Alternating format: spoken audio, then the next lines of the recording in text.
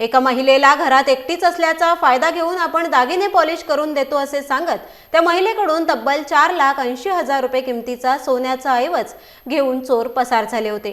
त्यावेळी खेड पोलीस ठाण्यात अज्ञात चोरट्यांच्या विरोधात गुन्हा देखील दाखल करण्यात आला होता। या संदर्भात जिल्हा पोलीस अधीक्षक धनंजय कुलकर्णी यांच्या मार्गदर्शनाखाली खेडचे वरिष्ठ पोलीस निरीक्षक नितीन भोईर व त्यांच्या पथकाने तपासाची चक्रे फिरवून मनमाड तालुका नांदगाव जिल्हा नाशिक या ठिकाणाहून रविवारी 21 जानेवारी रोजी मोहम्मद सुबेर इम्रान शेख वय 28, साजिद लाडू साह वय 24, मोहम्मद अबिद इल्यास शेख वय 29, मोहम्मद जुबेर पती आलम शेख वय 32 हे सर्व राहणार तुळशीपूर जमुनिया राज्य बिहार तसेच नंदकुमार श्रीरंग माने वय 50 राहणार मनमाड या 5 जणांना अटक केली। तसेच आज त्यांना न्यायालयात देखील हजर करण्यात आले।